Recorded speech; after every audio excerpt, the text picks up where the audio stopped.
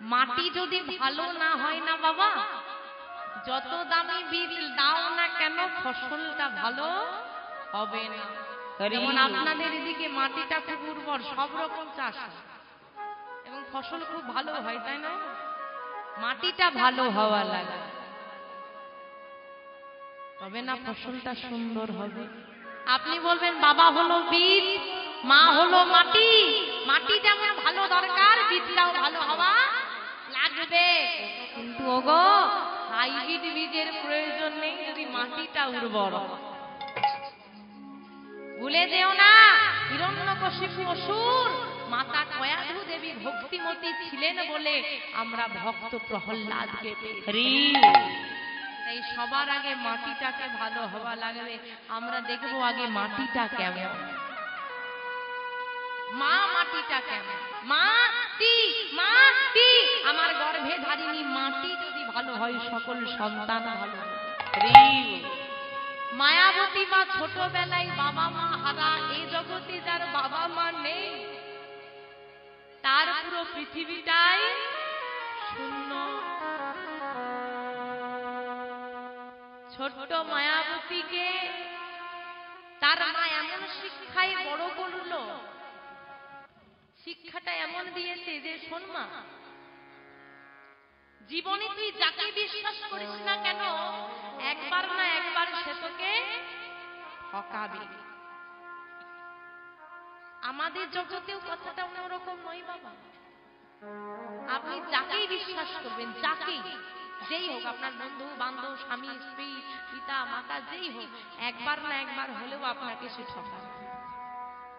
কিন্তু ওই দয়াময় হলো আমার এমন বন্ধু, যদি তাকে কেউ একবার মন থেকে বিশ্বাস করতে পারে কখনো সে তাকে ঠকায় না। যদি গোবিন্দকে কেউ আপন করতে পারে কখনো ভগবান তাকে ছেড়ে যায় না। মায়াবতী খেলা করে দুপুর বেলায় বাড়ি ফিরেছে, এসে দেখছে মায়াবতীর মা শুয়ে আছে। মা, ও মা, এই সময় তুমি শুয়ে আছো কেন? ও মা, খুব খিদে পেয়েছে, একটু খেতে দাও তো। ও মা, শুনতে পাচ্ছ না, ঘুমিয়ে গেলে নাকি? ও বুঝেছি বুঝেছি, সকালবেলায় মা খেলতে যেতে বারণ করেছিল আর মায়ের কথা না শুনে আমি চলে গিয়েছি বলেই মা আমার প্রতি অভিমান করে আর কথাই বলছে না। বেশ হয়েছে, আমার সঙ্গে কথা বলবেন না তো, বাবা আসুক আমি বলে দেব তুমি আমাকে খেতেই দাও। একই বাবার দেহটা পড়ে আছে। ও বাবা, তুমিও ঘুমোচ্ছ? দেখো দেখো, আমি একটু মায়ের কথা না শুনে খেলতে চলে গেলাম বলে মা আমার সঙ্গে কথা বলছে না, তুমি মাকে একটু বকে দেবে। বাবা, তুমিও অভিমান করে থাকবে? আমার এতটুকুর ভুলের জন্য এত বড় শাস্তি দেবে? বেশ, আমি আর কোনোদিনও তোমাদের কথা না শুনে খেলতে চলে যাব না, সব সময় তোমাদের কথা শুনবো। শুধু একবার কথা তো বাবা, একবার কথা তো।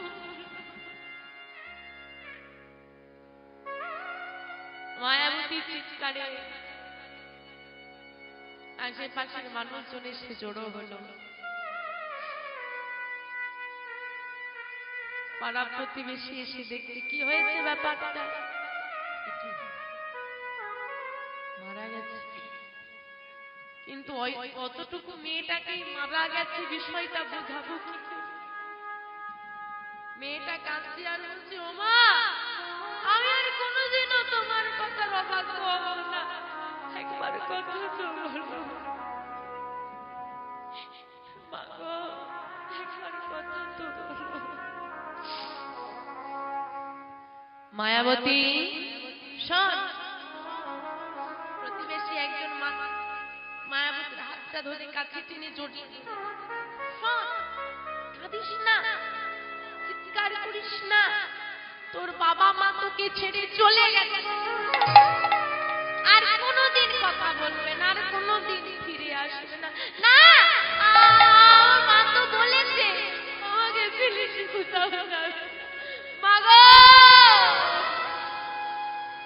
তুমি ছাড়া যে আমার আর কেউ নেই। পড়ে আছে পিতা মাতার মৃতদেহ, ঘরের মধ্যে ছুটতে গিয়ে ছোট্ট মেয়েটা, মা যে মাধবকে প্রতিদিন সেবা দিত, ওই মাধবের বিগ্রহটা তুলে বুকের মধ্যে জড়িয়ে ধরেছে। মাধব, মাধব, আমার মা বাবা ছাড়া যে আমার আর আপন বলে কেউ নেই, তারা তো আমাকে ছেড়ে চলেই গেল। আচ্ছা, মা বলেছে জগতে যে তোকে ছেড়ে জানবার না, গোবিন্দ কোনদিন ছেড়ে যায় না যদি তাকে একবার আপন করা যায়। আমি তোমার আপন হয়েছি কিনা আমি তো জানি না গো, আমি তো জানি না।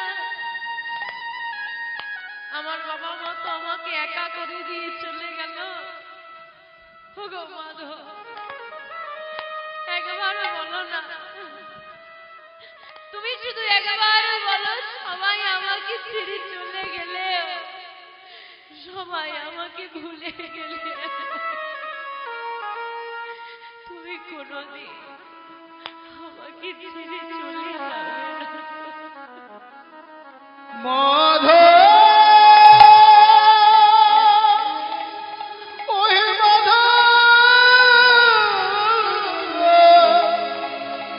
তুমি আমায় ছেড়ে যাবে না তো?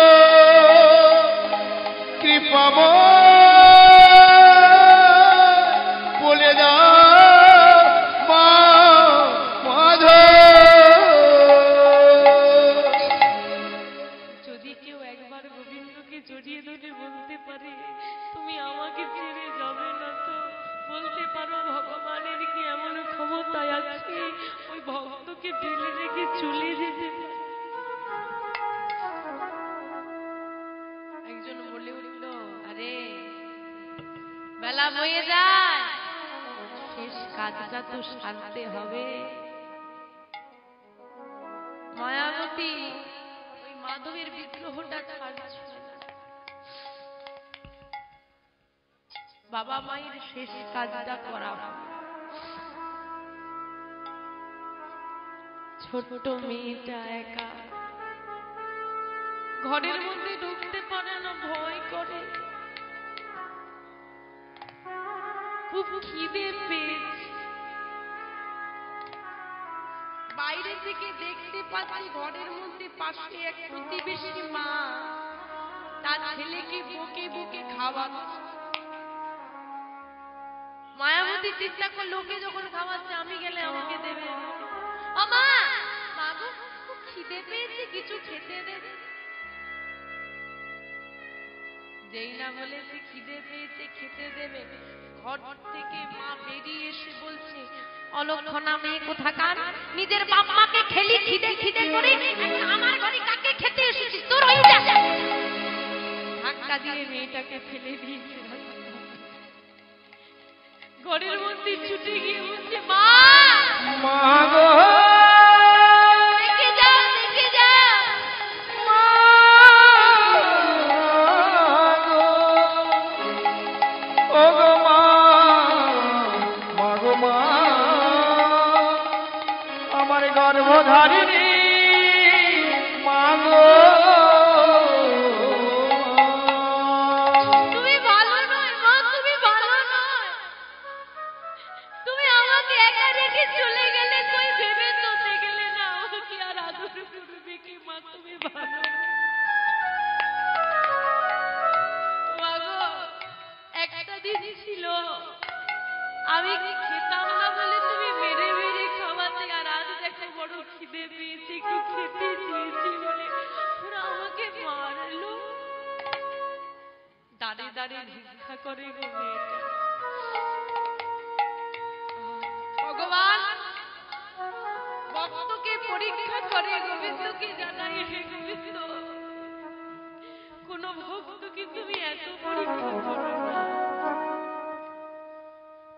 দেখতে দেখতে মায়াবতী বড় হচ্ছে, মায়াবতীর বিয়ে দেওয়া হলো।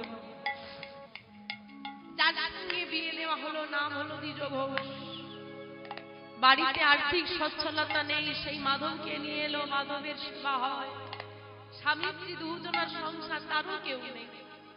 অদ্ভুত ভগবান না সব উপর থেকে ঠিক করে রাখে, কখন তোমার সঙ্গে কি হবে। তুমি যতই দৌড়ঝাঁপ করো তার হিসেবের বাইরে তুমি বেরোতে পারো, তারও কেউ নেই। দুজনের সংসার গোবিন্দকে সেবা দিয়ে চলে যায়, আর্থিক সচ্ছলতা নেই কিন্তু চলে যায়। দেখতে দেখতে গোবিন্দ কৃপায় মায়াবতী হলো গর্ভবতী। কি গো মা, খুশির খবর না দুঃখের খবর? মায়াবতী, তোমার সব দুঃখ দূরে চলে যাবে, তোমার সন্তানের মুখ দর্শন করে তুমি সব দুঃখ ভুলে যাবে। গোবিন্দকে জানাচ্ছে, হে গোবিন্দ, জানি না তুমি কি রেখেছো আমার জন্য, তবে স্বামীর কথা যেন সত্যি। আর সেই সময় ভগবান বলে বসছে, মায়াবতী, ছোটবেলা থেকে আমাকে সেবা তো দিয়ে এলে, ভালোবেসে তো এলে, তোমার ভালোবাসা কতটা সত্যি আমাকে দেখতে হবে। ভগবান নিজ মুখে বলেছে, যে করি আমার আর স্বামী করি তার সর্বনাশ। তথাপিও যদি সেনা ছাড়ি আমার পাশ, আমি হই তার দাসের। পরীক্ষা দিতে হবে যে মায়াবতী। আরে পরীক্ষা না, কিন্তু এমন পরীক্ষা কে নেয় বাবা? আনন্দে দিন যাচ্ছে, মায়াবতী গর্ভবতী, গর্ভে বসিয়ে আছে একজন বড় ভক্ত যার নাম বিহারী। গর্ভবতী হওয়ার কিছু মাস পর স্বামী দ্বিজ ঘোষ মারা গেল। এবার বলো মেয়েটা কোথায় যাবে? না আছে নিজের বাবা মাকে, না স্বামীর পরিবারে কে আছে, একা ছিল, হয়ে গেল একা। ভগবান বড় পরীক্ষা দিয়ে দিল, একা তো তোমাকে করে দিলাম, তোমার দেহের মধ্যে একজন বসে আছে, দেখি তুমি কেমন মা। গর্ভের সন্তান সবাই ধরতে পারে গো, মা হতে সবাই পারে। ভগবানের কাছে গিয়ে আছাড় খেয়ে পড়লো মায়াবতী, হে গোবিন্দ, কি অপরাধ করেছি, কি অন্যায় করেছি। কত আত্মীয় পরিজন নিয়ে একজন মানুষ বসবাস করে, ছোটবেলা থেকে একা, না বাবা মায়ের ভালোবাসা পেলা, না স্বামীর সংসারে এসে সুখ দিতে পেলা। তুমি কি লিখেছো আমার কপালে? কেন আমার সঙ্গে তুমি এমন করো? বলতে পারো আমাকে সবার থেকে দূরে রেখে তুমি কি আনন্দ পাও? বলতে পারো এ তোমার কেমন মহিমা কৃপাময় দয়াময়।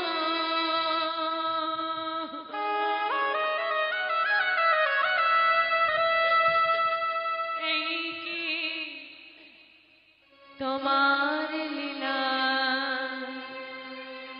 দয়া, এই কি তোমার লীলা, তাই দূর হরি হরি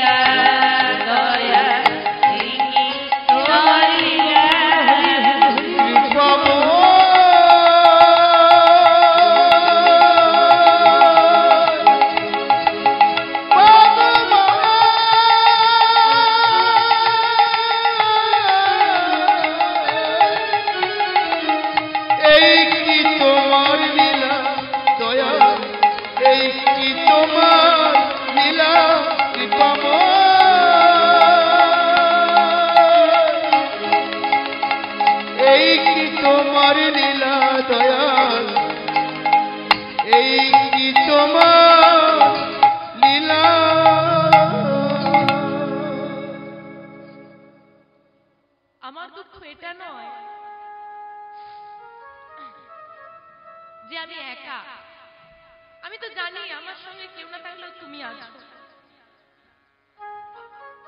আমার দুঃখ এটা, তুমি যদি আমাকে একা রাখতে না, আমি তোমাকে কিছু বলতাম। তুমি যে গর্ভের সন্তানটা দিয়েছো, তাকে কি পরিচয় আমি বড় করব? আমার তো জীবনটা শেষ হয়ে গেল, আরে কি হবে? একা থাকতে তো মানুষ ভয় পায় না। তবে আমি যেমন তোমাকে এত দুঃখ পাওয়ার পরেও, অনেক লাঞ্ছনা, অনেক অপমান, অনেক কষ্ট পেয়েছি, অনেক কেঁদেছি, তবু কোনোদিন তোমাকে অভিযোগ করিনি যে কেন আমার সঙ্গে এমন হচ্ছে। আমি আজও করব না। শুধু এতটুকুই বলবো, গোবিন্দ, দুঃখ দাও, কষ্ট দাও, যন্ত্রণা দাও, আরো দাও, সুখ পেলে তো তোমাকে ভুলে যাব, দুঃখ পেলে তো তোমাকে ডাকবো, তোমার জন্য কাঁদবো।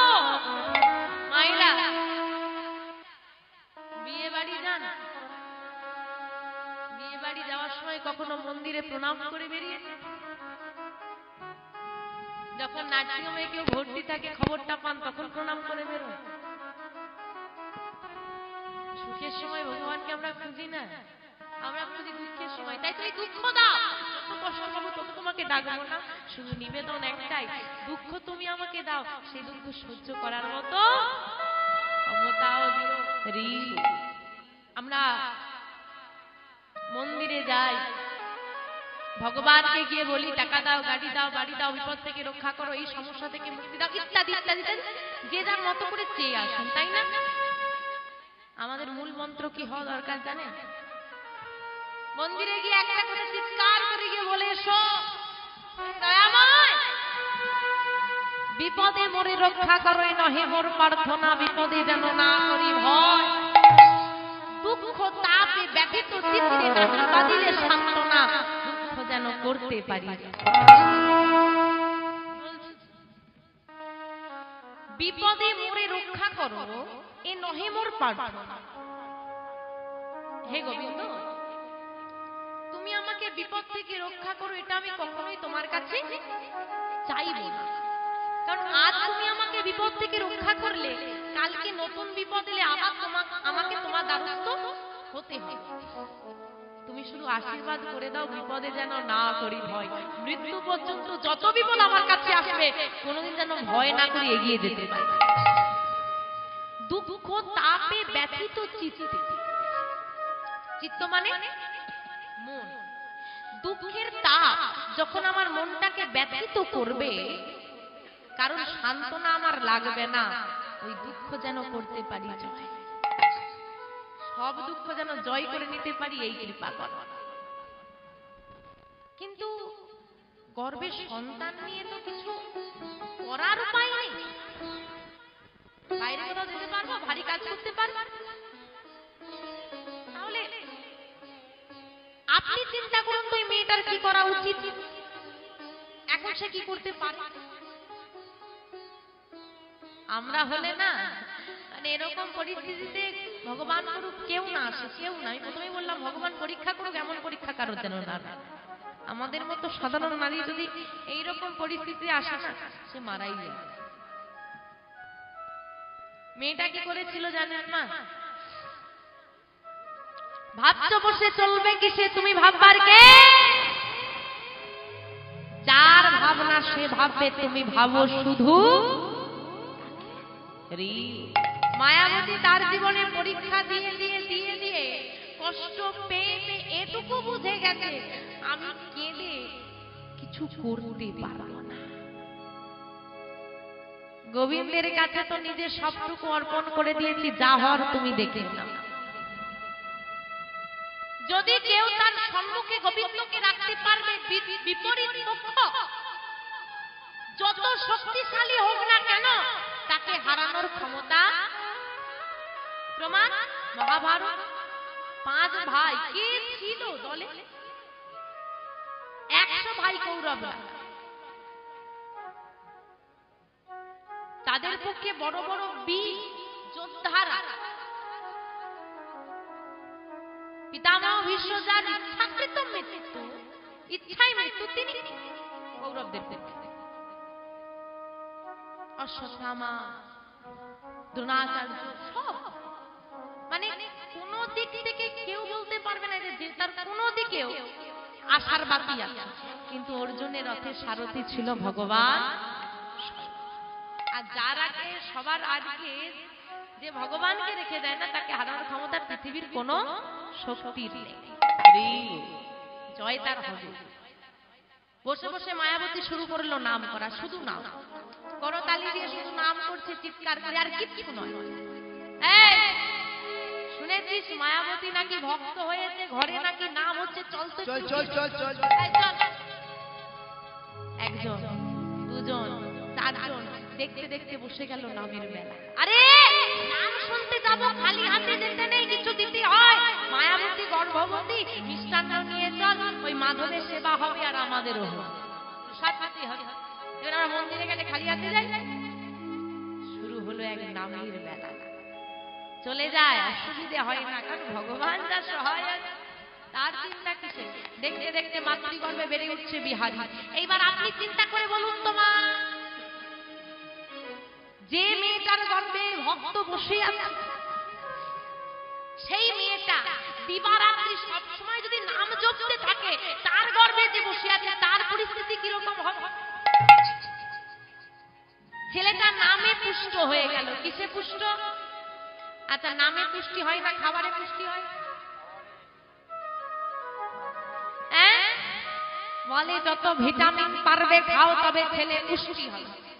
আর খাওয়াই পুষ্টি করে করে করে করে ছেলেটার বয়স এখন 20 বছর, এমন খাবারে পুষ্টি পেয়ে গেছে ঘরের দরজা চিনতে পারে না রাত 12টার। তা খাবারে নামে পুষ্ট করো, কারণ হাড় থাকলে মাংস হয়ে যাবে। কিন্তু মনটা যদি ছোটবেলা থেকে তৈরি করতে না পারো, বড় হয়ে গিয়ে আর সেখানে পুষ্টি ঢোকানো। মাটির জ্বালাটা যতক্ষণ নরম থাকে তখনই তাকে মাখানো যায়, আকার দেওয়া যায়। শক্ত হয়ে গেলে আর দেওয়া যেমন যায় না, তেমন বড় হয়ে গেল তুমি আর পরিবর্তন করতে পারবে না। পারলে এখনই পারবে। আরে তুমি কিসের চিন্তা করছো? একটা কথা আপনি আমাকে পরিষ্কার বোঝান তো, আপনি কিসের চিন্তা করছেন? আপনার এখন বোধ শক্তি আছে, আপনাকে ভগবান সুস্থ দেহ দিয়েছে, আপনি কাজ করতে পারছেন। কি পাচ্ছেন? কেউ বেশি করে, কেউ কম করে। যখন আপনি পৃথিবীতে এসেছিলেন, কি নিয়ে এসেছিলেন আর আপনার কর্মক্ষমতা কি ছিল? কিছু ছিল? কিছু ছিল কি? আপনি কি খাবেন? আপনার তো কর্মক্ষমতা নেই, কিছু করতে পারবেন না, শুয়ে কাঁদতেই পারবেন। আপনি কি খাবেন, আপনি আসার আগে সেই খাবারটা সে পাঠিয়ে দিয়েছে। পাঠিয়ে দেয় নাই? কতটা গরম লাগবে, কতটা ঠান্ডা লাগবে, কতটা খাবার লাগবে, কতদিন লাগবে, সে সব পরিকল্পনা করে পাঠাবে। তাহলে পাঠালো কে? সে কি পাঠিয়েছে? ভগবান দিয়েছে। নিজে তৈরি করার ক্ষমতা নাই, সে দিয়েছে। এবং কার জন্য দিয়েছে? কার জন্য দিয়েছে? সন্তানের জন্য। এখনকার মায়েরা হয়েছে বাবা, যুগ এসেছে, কোথাও ঘুরতে যাবে এমন একটা পোশাক পরে বেরোবে, বাচ্চাটা কাঁদলে এখন বোতলে দুধটা ভরে হাজবেন্ডের হাতে ধরিয়ে দিল, খাইয়ে দাও। এখন সাজগুজের সব, তাই তো? কি গো মা, ঠিক বলছি তো? তুমি যদি তোমার সন্তানকে তার নিজের খাদ্য থেকে বঞ্চিত করো, আশা কি করে করো তোমার বুড়ো বয়সে সে তোমাকে খাবারটা দেবে? তুমি যদি তাকে তার খাদ্য থেকে বঞ্চিত করো, তার প্রাপ্য খাদ্য থেকে, তো সেও তোমাকে তোমার প্রাপ্য খাদ্য থেকে বঞ্চিত রাখবে না। হিসেবটা তো বরাবরই থাকবে। তুমি হিসেবে কাঁচা হতে পারো, তুমি অঙ্কটা কম বুঝতে পারো। যে আমাদের জীবন হিসেবটা সাজায় না, তার এতটুকু ভুল হয় না, একটু বেশি না একটু, পুরো সমান। তাহলে মা, নামে পুষ্টি পেয়ে গেল ওই ছেলেটা, যার হৃদয়টা ভরে গেল কৃষ্ণ প্রেম। মা তো নাম করছে। মনে রাখবেন, গর্ভকালীন নারী যা করে, সন্তান যা করে, সন্তান তার 50% বেশি প্রাপ্তি হয়ে যায়। তাই প্রত্যেকটা মায়ের চরণে আমার নিবেদন, করজোরে নিবেদন, যদি এখনো কারো দীক্ষা না হয়, এখনো দয়া করে গুরু দীক্ষা নিয়ে কণ্ঠে তুলসীর মালা পড়ুন, সুসন্তানের জন্ম দিন। যদি বিশ্বাস না হয়, মহাভারতে দেখুন, অভিমন্যু মাতৃগর্ভ থেকে শ্রবণ করেছিল চক্রগ্রহে যুদ্ধের পরিকল্পনা। বসে বসে মায়ের গর্ভে শুনে নিল কি করে চক্রগ্রহে প্রবেশ করে যুদ্ধ করতে হয়। আর যুদ্ধটা সমাপ্ত হলো, শুনল, যুদ্ধ সমাপ্ত করে জয়লাভ করে বেরিয়ে আসতে হবে না চক্রগ্রহ। বেরিয়ে আসার পথটা বর্ণনা করার সময় মা কি করেছিল? ঘুমিয়ে গিয়েছিল। ছোট্ট অভিমন্যু জন্ম হলো, যুদ্ধক্ষেত্রে নামলো, যুদ্ধ করলো, জয়লাভ করলো, বেরিয়ে আসার পথ জানে না, তার মা ঘুমিয়ে গিয়েছিল, ছেলেটা মারা। তাহলে মায়ের এতটুকু ভুলে একটা সন্তানের জীবন চলে যায়। মায়েদের সবার চরণে নিবেদন, মাগো, মান হুঁশের জগতে, মান হুঁশের দুনিয়ায় ছেয়ে গেছে, মানুষের বড় অভাব, মানুষ তৈরি করো। আমার ছেলে ডাক্তার হবে এটা বড় স্বপ্ন, আমার ছেলে উকিল হবে এটা বড় স্বপ্ন, আমার ছেলে মাস্টার হবে এটা বড় স্বপ্ন। আগে স্বপ্ন দেখুন আমার ছেলেটা মানুষ হবে। না, অ্যাক্সিডেন্ট হয়ে কেউ পড়ে থাকলে তার ছবিটা তুলে সোশ্যাল মিডিয়ায় আমার ছেলে দেবে না, আমার ছেলে ওই মানুষটাকে তুলে নিয়ে নার্সিং হোমে যাবে, এই সন্তানের জন্ম লাগবে। কেউ বিপদে পড়েছে দেখে বন্ধুদের সঙ্গে হাসাহাসি করে চলে যাবে না, আমার ছেলেটা সেই মানুষটাকে সাহায্য করবে, এমন সন্তানের জন্ম লাগবে। আজকে দেখতে দেখতে মাতৃগর্ভে ভরে উঠছে বিহারী, 10 মাস 10 দিন যেই না পূরণ হয়েছে, মা আজকে প্রসব যন্ত্রণা, বড় কষ্ট পাচ্ছে, তখনও কৃষ্ণ নাম। আর মায়ের এমন কষ্ট দেখে সবাই কৃষ্ণ নাম গাইছে। ভক্তরা অনেকে আছে না, চারিদিকে নাম চলছে, আর সেই নামের মহিমা, সেই নামের জগতে, সেই নাম হচ্ছে এমন পরিস্থিতিতে আমার ভক্তের আবির্ভাব ঘটছে, জন্ম ঘটছে। কেমন করে গো? আজ শুভ দিনে,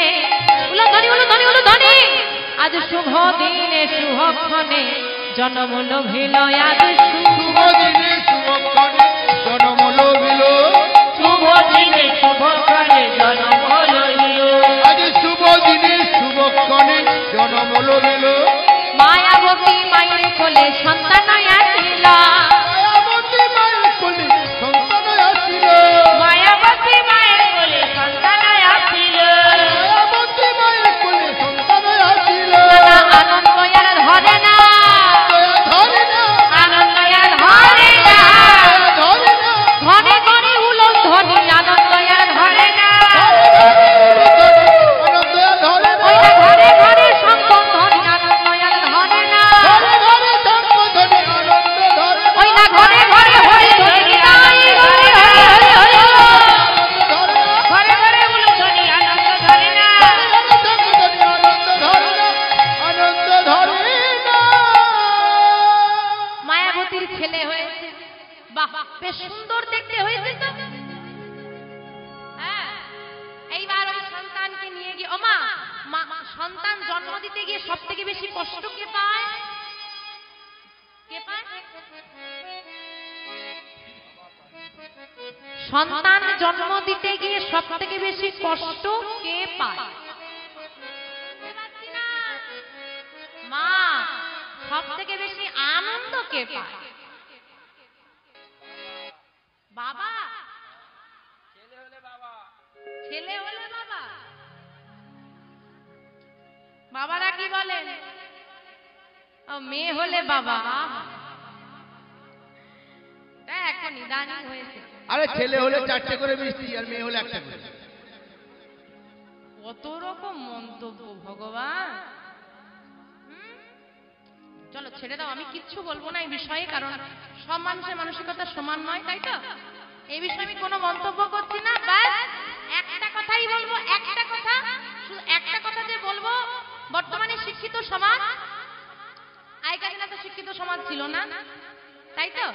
আশা করি আমার কথাটা একটু ভেবে দেবে, ভাববেন। আমি প্রত্যেককে বলছি, যারা আমার সমবয়সী, আমার থেকে ছোট বড়, বুঝতে শিখেছেন। প্রত্যেকে বলছি বাস 2 মিনিট হলেও আমার কথাটা একটু ভাববেন। আমি একটা কথাই বলবো, এখন রোগ ছাড়া মানুষ নেই, কম বেশি সবাই নার্সিং হোমে গেছেন, হ্যাঁ কিনা একটু জোরে উত্তর হবে। ক্লিনিকে গেছেন, দেওয়ালে বড় বড় করে লেখা থাকে বেটি বেটি। এবার ভাবুন পরিস্থিতিটা, বেটি শব্দটা পশু না মানুষ বোঝাচ্ছে? বেটি শব্দটাকে দিয়ে মানুষ না পশু বোঝাচ্ছে? দেখতে যখন লজ্জা করে না, বলতে লজ্জা কিসের? মানুষ না পশু? মানুষ। মানুষকে যদি বিজ্ঞাপন দিয়ে বোঝাতে হয় মানুষ বাঁচাও, আমার মনে হয় না সমাজে এর থেকে অবনতির বিষয় আর কিছু হতে পারে। মানুষকে গাছ বাঁচাও বিজ্ঞাপনটা তো মানা যায়, মানুষকে বিজ্ঞাপন দিতে হচ্ছে মানুষ।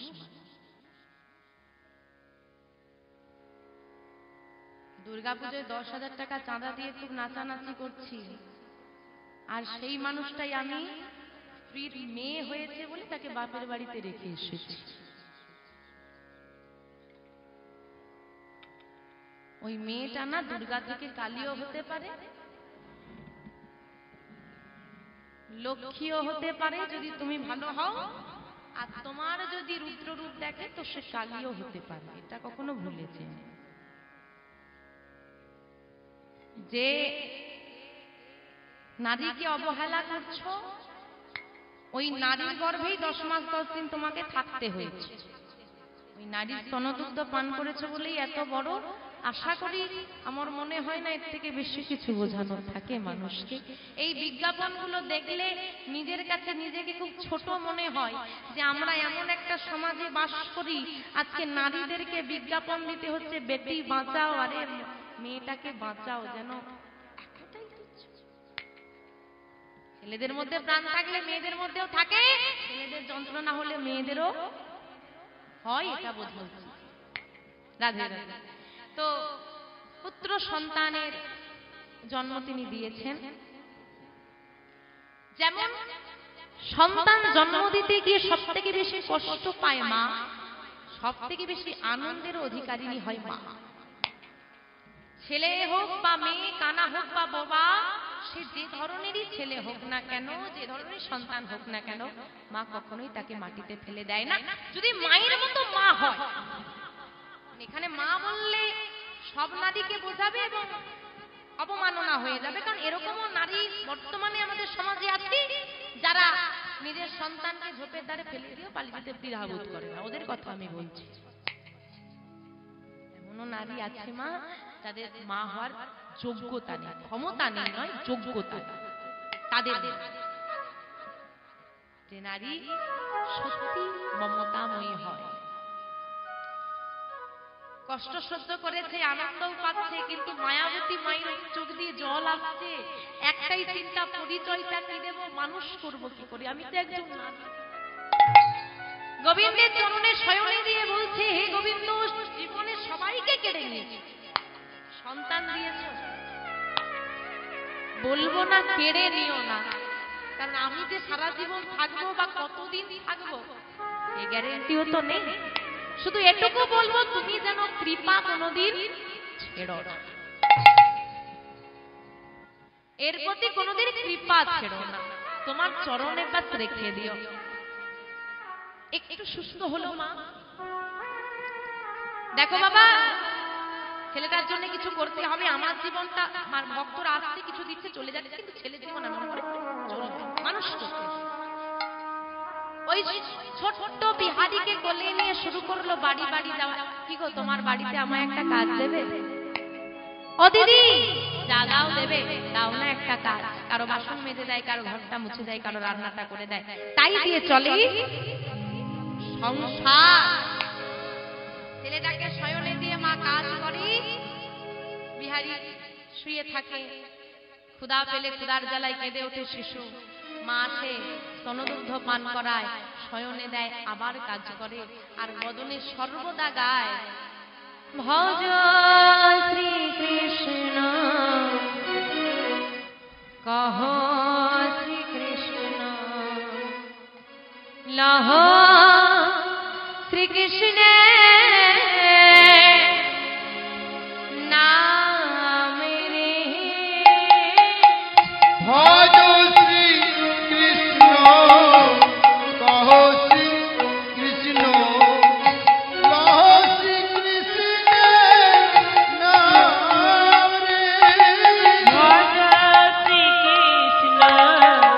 কহো শ্রী কৃষ্ণ লহো শ্রী কৃষ্ণের নাম রে।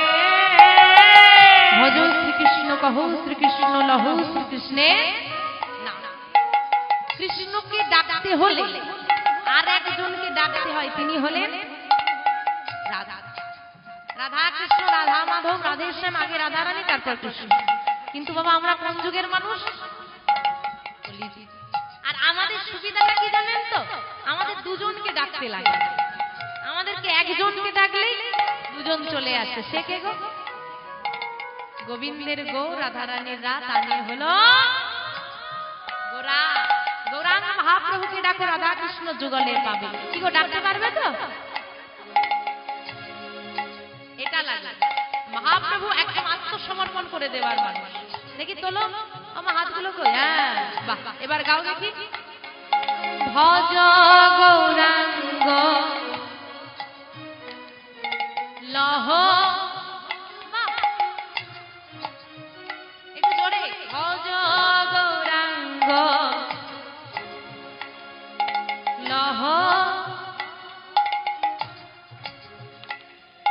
যে জন গৌরাঙ্গ ভজে,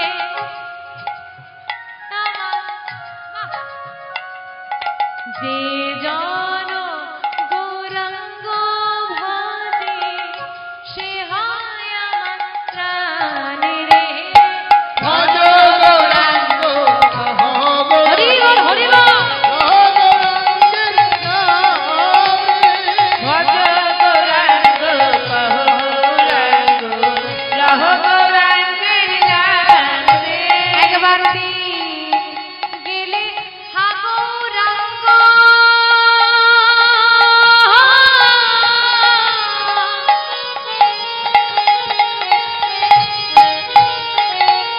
যে বলে একবার রে,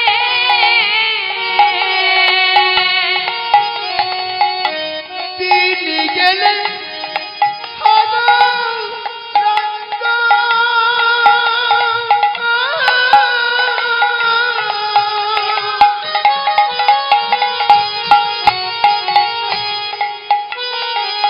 কে বলে একবার রে।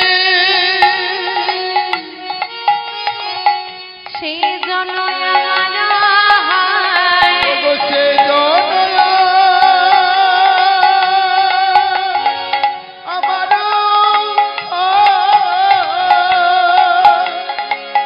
সে জন আমার হায়, সে জনয়া আমার আমি হই তার রে। ভজ গৌরাঙ্গ কহো গৌরাঙ্গ। তাই গৌর হরি হরি হরি বল। ভজ গৌরাঙ্গ কহো গৌরাঙ্গ লহো গৌরাঙ্গের নাম রে। ভজ গৌরাঙ্গ কহো গৌরাঙ্গ লহো গৌরাঙ্গের নাম রে।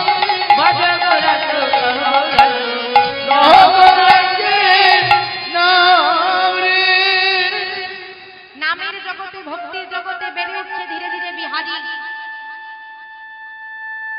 কিন্তু মাগো বিহারী যত বড় হয় সংসারের ব্যয় তত বাড়ে, কিন্তু আয়া বাড়ে না। ধীরে ধীরে দেখো নারীরা যখন একটা স্বাভাবিক বিষয় এগুলো, যখন নারী মা হয় না, তার শরীরে বহু ক্ষয় হয়, খুব দুর্বল হয়ে যায়। সেই সময় কিছুদিন অন্তত বিশ্রাম, এগুলো স্বাভাবিক, এবং ভালো খাবারের একটু প্রয়োজন হয়। তবে ভালো খাবার বলে অখাদ্য কুখাদ্য, একটু ভালো খাবারের প্রয়োজন হয়, কিন্তু যেটা মায়াবতীর নেই। ধীরে ধীরে তার কর্মক্ষমতা ক্ষীণ হয়ে আসছে, আর পারছে না। দীর্ঘ 5 বছর যাবত দিন রাত পরিশ্রম, সারাদিন খাটনি চলছে, ছেলের জন্য রাত জাগতে হচ্ছে, বাচ্চা রাতে কাঁদছে। মায়াবতীর পক্ষে আর লড়াইটা সম্ভব হচ্ছে। এদিকে ঘরের অভাব হয়ে গেল চরম, এমন অভাব দেখা দিল। এদিকে বিহারীকে খাইয়ে, বিহারীর পোশাক আশাক রেখে মায়ের আর দিন শেষে অর্ধেকের বেশি দিন খাবারটা জুটছে না। সুন্দর সুঠাম দেহের মায়াবতী হয়ে যেতে লাগলো ধীরে ধীরে। কি ওই 5 বছরের বিহারী মাকে এত পরিশ্রম করতে দেখে মনে মনে জেগে গেল, মায়ের সঙ্গে যদি আমি একটু কাজ করতে পারি মায়ের অনেক উপকার হবে। কত বছর বয়স? কত বছর বয়স? 5 বছর। আমাদের বাড়ির এমএ পাস করা 25 বছরের ছেলেটাকে বাবা যদি বলে চাকরির ইন্টারভিউ দিচ্ছিস রে, অসুবিধে নেই, চল না একটু মাঠে যাবি, আমি পারবো না। মোড়ে বসে আড্ডা দেবে, তো বাবার কাজে হাত দেবে না কেন? এমএ পাস করেছি, কাদা মাখলে একটু সম্মানে লাগে। ওই 5 বছরের ছেলেটা অনুভব করলো আমাকে কিছু করতে হবে, আমার ঘরে অভাব। মাটা সুন্দর না, আগেই বলেছি না মাটিটা ভালো। ও বাবু, তোমার বাড়িতে কি আমাকে একটা কাজ দিতে পারবে? এই কাদের ছেলে তুই? দেখ মজা করতেছিস এখানে। আবার পরের দিন গিয়ে হাজির। ও বাবু, একটা কাজ দেবে? এই তুই কালকে দাঁড়িয়ে দিলাম না, মজা করছিস এখানে, কাজ নেই নাকি আমাদের? আমি মজা করছি না গো, দাও না একটা কাজ। দেখ বারবার বলছি এখান থেকে যা, কেন বিরক্ত করছিস বারবার? আমি বিরক্ত কোথায় করলাম, একটা কাজই তো চেয়েছি। মিষ্টি গলাটা শুনতে পেয়েছে বাবু। এই কি হয়েছে গো? কে? আরে দেখো না, কালকে ছেলেটা আবার এসেছে, কি বলছে কাজে কাজে, দেখো তো কি বিরক্ত করছে। কি মিষ্টি দেখতে। এই কাকা শুনতে, এদিকে এদিকে কাছে এসে দাঁড়িয়েছে বিহারি। কি নাম তো? আমার নাম বিহারি লাল। বাহ, সুন্দর নাম তো। কি চাই এখানে? কেন এসেছিস? বাড়ি কোথায়? আমার বাড়ি ওই দূরে। এত দূরে তুই কেন এসেছিস একা একা?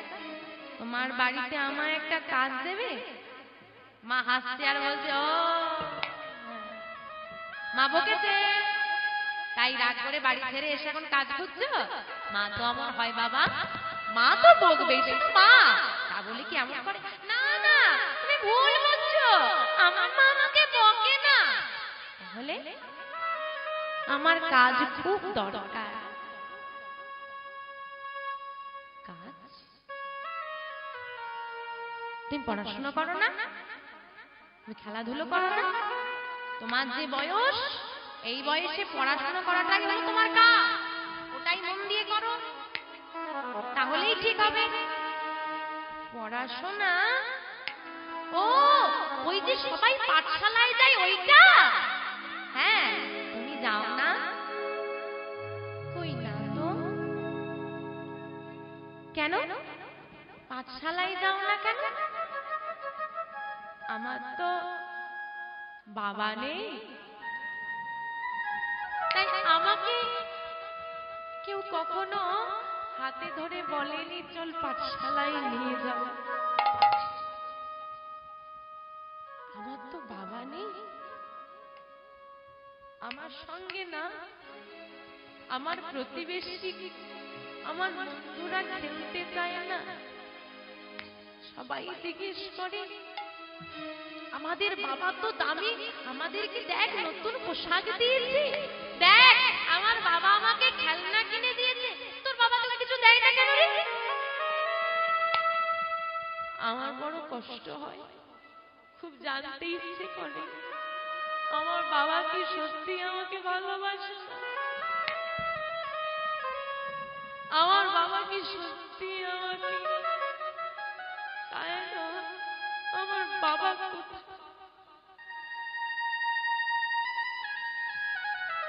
বিহারি যখন কাঁদছে, মায়ের চোখ দিয়ে ঝরঝর করে জল পড়ছে। হ্যাঁ রে, তোর বাবা কই রে? আমি জানি না গো, আমার বাবা কোথায় আমি সত্যি জানি না।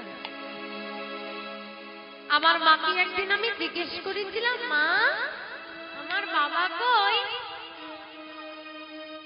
আমি দেখেছিলাম আমার মা সেদিন খুব চিৎকার করে কেঁদেছিল। আমার মা সেদিন খুব চিৎকার করে কেঁদে আমার ঘরের মাধবের দিকে দেখিয়ে বলেছিল, তোর বাবা কোথায়? ওই মাধব জানে, তাকে গিয়ে আজকের পর থেকে তোর বাবা কোথায় আমায় কোনোদিন জিজ্ঞেস করিস। কতবার চিৎকার করে জিজ্ঞেস করেছি আমার বাবা কোথায়, বলেনি। আমার বাবা কোথায় ওই মাধব বলেনি।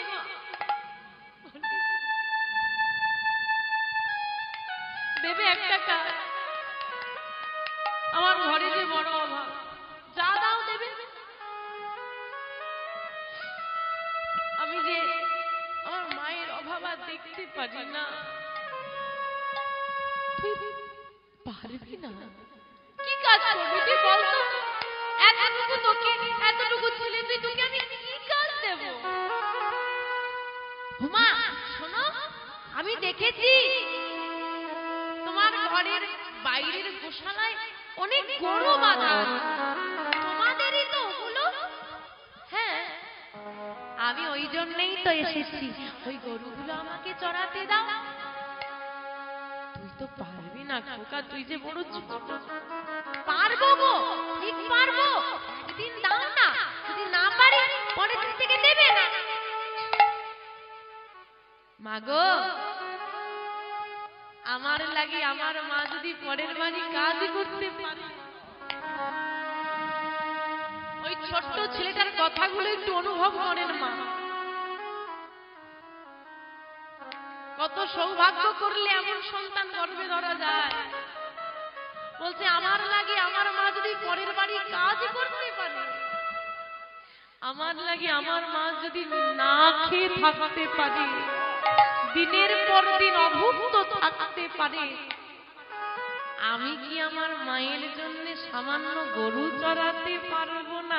সেটাই গৌর হরি হরি হরি। এমন সন্তান যেন ঘরে ঘরে। আচ্ছা ঠিক আছে, তাহলে কবে থেকে আসবো মা? কালকে আয়, তবে শোন, অনেক বড় বড় গরু, তুই একসঙ্গে পারবি না।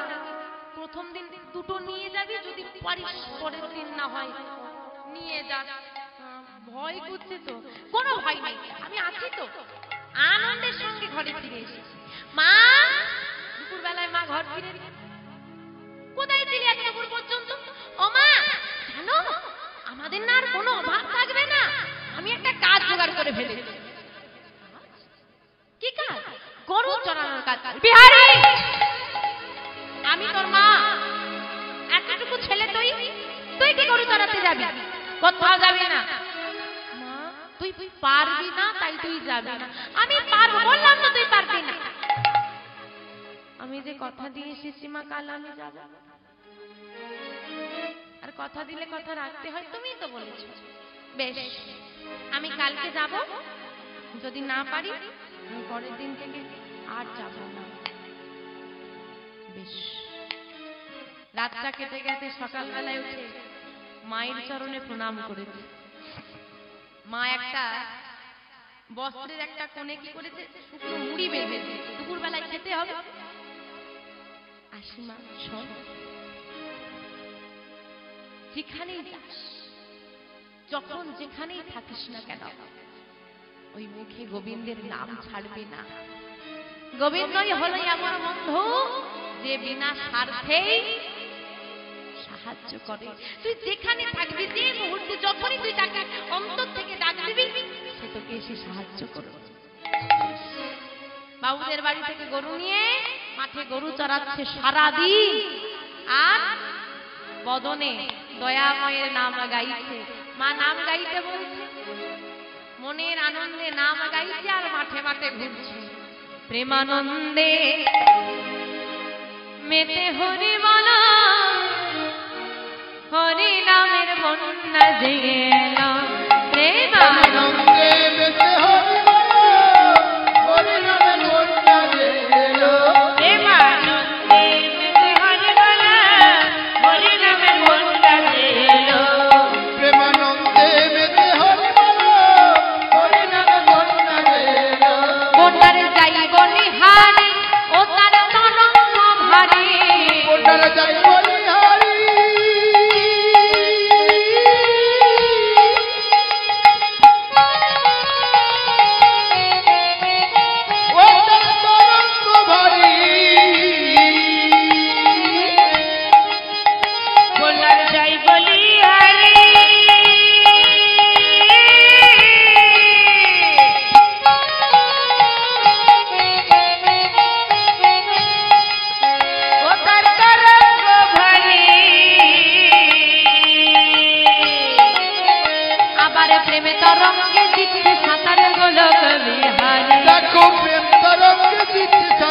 গোলক বিহারি আবার প্রেম তরঙ্গে দিচ্ছে সাঁতার গোলক বিহারি দেখো প্রেম তরঙ্গে দিচ্ছে সাঁতার গোলক বিহারি বন্যার যাই বলি হারি ও তার তরঙ্গ ভারী।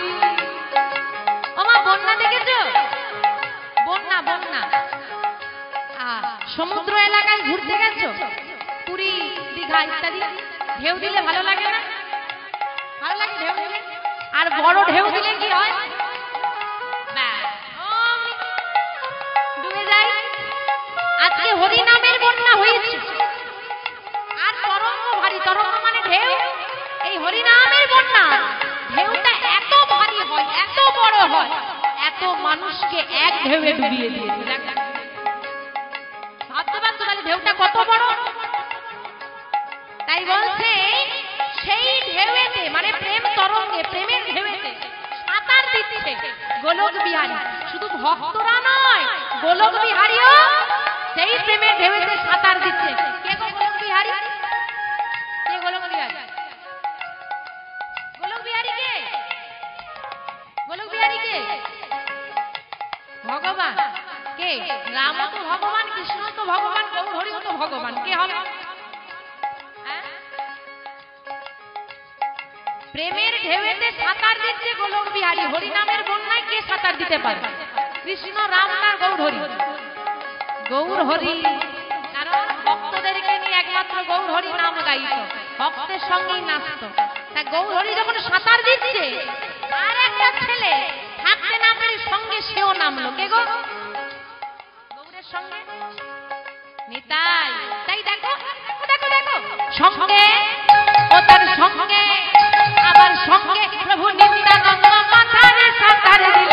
সঙ্গে ও তার সঙ্গে, ও তার সঙ্গে প্রভু নিত্যানন্দ মাথারে সাঁতার দিল।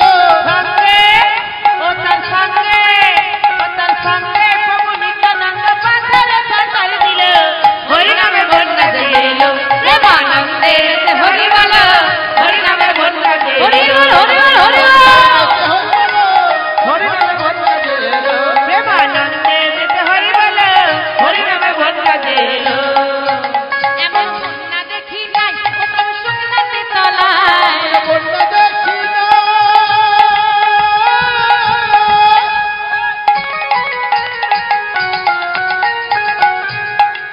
মানুষ শুকনাতে তলায়। এমন বন্যা দেখি না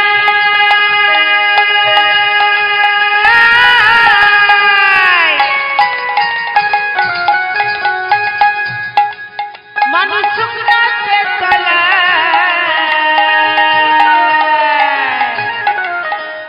ডুবলো নদের পুরুষ নারী জাতির বিচার। দেখো ডুবলো নদের পুরুষ নারী জাতির বিচার। আবার ডুবলো নদের পুরুষ নারী জাতের বিচার দেখো ডুবলো নদের পুরুষ নারী জাতির বিচার নাই। এমন বন্যা দেখি নাই ও সব শুকনাতে তলায়। ওমা বন্যা দেখেছো? যখন বন্যা হয়, ওই বন্যার জলে কত মানুষ তলিয়ে যায়, কত ঘর বাড়ি পড়ে যায়, কত জিনিসপত্র চলে যায়। এমন বন্যা দেখেছো জল নেই, মানুষ তলিয়ে যাচ্ছে। জল নেই কিন্তু মানুষ তলাচ্ছে, দেখেছো? এই তো কত মানুষ তলিয়ে যাচ্ছে। এই বন্যা যদি দেখতে হয় তাহলে আমি মায়াপুর নবদ্বীপে গিয়ে দেখে এসো, জল নেই। হরি নামের বন্যায় কত মানুষ তলিয়ে যাচ্ছে। ডুবলো নদের পুরুষ নারী। আজকে এখানে হরি নামের বন্যা হচ্ছে, নারীরাও ডুবেছে, তাই তো? পুরুষরাও ডুবেছে, একত্রিত হয়ে গেছে সব। জল যখন ডোবাতে আছে, নারী পুরুষ দেখেন সবাইকেই ডোবায়। ডুবলো নদের পুরুষ নারী জাতির বিচার নাই। তুমি মুসলিম, তুমি হরি বলতে পারবে না। তুমি খ্রিস্টান, তুমি হরি বলতে পারবে না, এমন কোন নিয়ম। দেখে মায়াপুরে যত বিদেশিরা আছে সবাই খ্রিস্টান। আমার গৌরহরি নামের প্রচার করতে এসে যদি জাত ধর্মের বিভেদ করত, তাহলে চাঁদ কাজী উদ্ধার হতো না। তাই এই হরিনামে কোনো জাত ধর্মের বিচার নাই। তার প্রমাণ ঠাকুর হরিদাস, ঠাকুর হরিদাস, হরিদাস কাজীর ছেলে সেও বুঝি ডুবে গেল। তাই হরি হরি হরিদাস, হরিদাস কাজের ছেলে সেও বুঝি ডুবে গেল।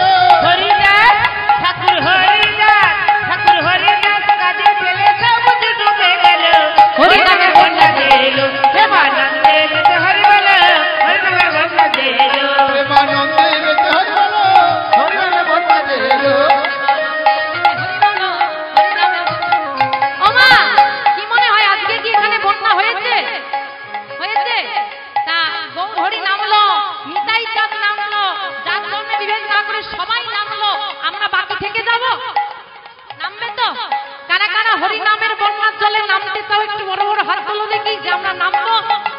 আহা একটু হরিধ্বনি হরিধ্বনি নিতাই গৌর হরি হরি হরি বল। একবার হরি বল বলে তুমি নামো সেই জলে। একবার হরি বল বলে হরি বল হরি বল হরি বল। তোমরা নামো সেই জলে। একবার হরি বল বলে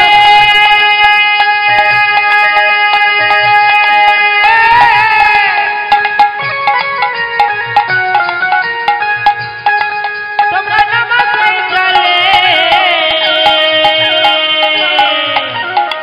দেখো ডুবলো যেদিন পেল রতন সন্তোষাই বলে। দেখো ডুবলো যেদিন পেল রতন সন্তোষাই বলে। ডুবলো যেদিন পেল রতন সন্তোষাই বলে।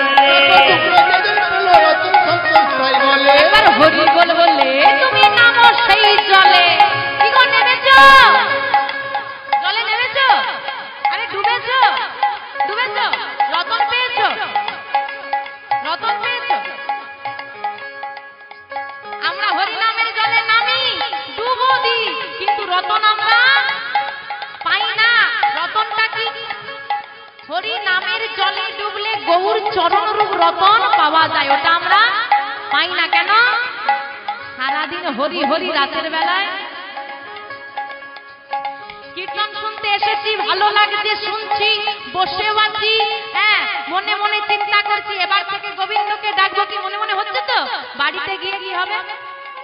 সব ভুলে যাব, তাই না? এই জন্যই তো পাই না।